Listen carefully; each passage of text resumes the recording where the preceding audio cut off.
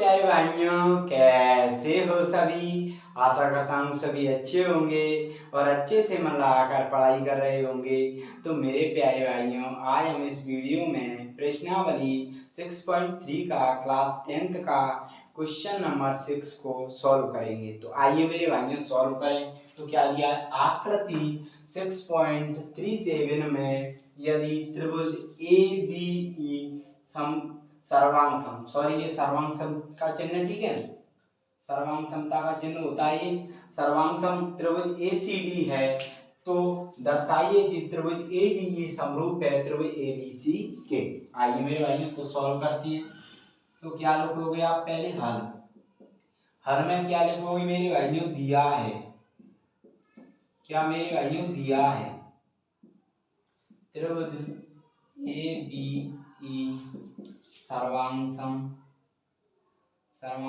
त्रिभुज ACD, ठीक है, इतना दिया है भाइयों।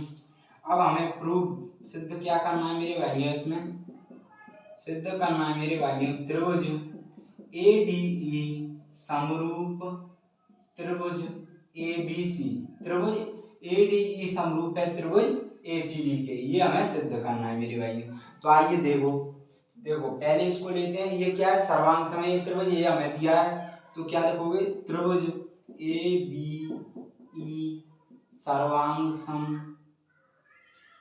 सम त्रिभुज ACD क्या है मेरे भाइयों, दिया है। अब मेरे भाइयों आप जानते हो, मैंने पढ़ाया है, जब दो त्रिभुज सर्वांगसम होते हैं तो उनके संगत कोण और संगत भुजाएं क्या बराबर होती हैं, ठीक है। जब दो त्रिभुज सर्वांगसम होते हैं तो उनकी संगत भुजाएं और संगत कोण बराबर होते हैं, ठीक है। तो मेरे भाइयों त्रिभुज क्या दिया है, त्रिभुज ABE और त्रिभुज ACD, इनमें क्या है मेरे भाइयों, इनमें AB है मेरे भाइयों क्या, AC के बराबर। इसे हमें समीकरण 1 डाल देते हैं, ठीक है। संगत भुजाएं बराबर होंगी, इसमें संगत भुजाएं बराबर हैं, तो मेरे भाइयों इसमें संगत भुजाएं बराबर हैं, तो AB क्या है मेरे भाइयों, AB AC के बराबर होगी, ठीक है। तथा दोनों त्रिभुजों में AE AD के बराबर होगी, AE AD के बराबर होगी, ठीक है मेरे भाइयों।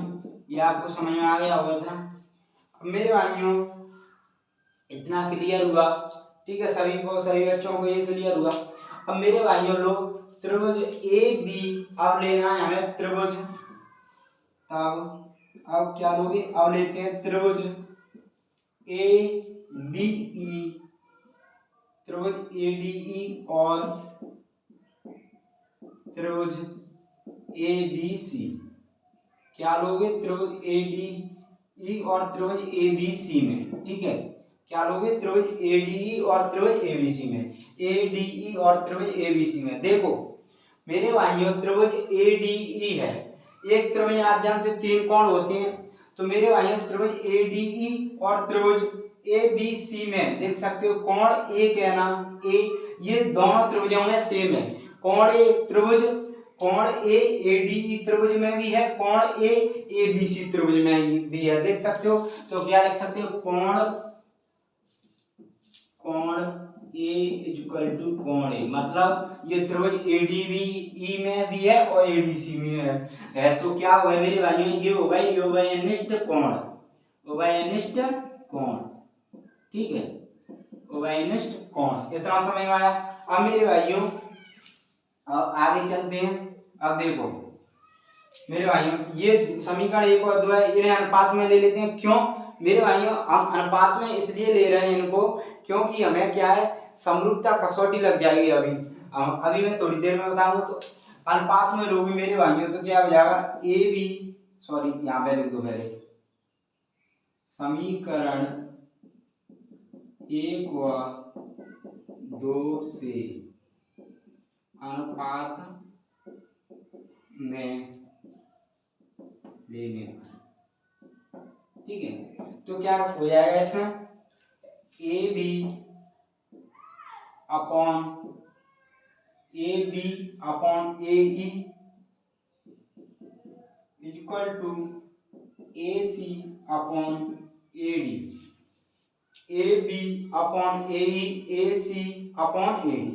ठीक है, एस एस समरूपता कसौटी मतलब भुजा कोण भुजा समरूपता कसौटी क्या होती है मेरे भाइयों, यदि एक त्रिभुज का कोण दूसरे त्रिभुज के कोण के बराबर हो, ये बराबर है, तब उन कोणों के अंतर्गत करने वाली भुजाएं, उन कोणों को मतलब कोण ए को अंतर्गत करने वाली भुजा, कोण ए को ए बी अंतर्गत कर रही है, ए बी अंतर्गत करेगी, ए सी अंतर्गत करेगी, ठीक है, और ए डी अंतर्गत कर रही है, इसीलिए तो हमने ऐसे लिखा है अनुपात में इस तरीके से तो करेगी, तो वे दोनों त्रिभुज समरूप होंगे।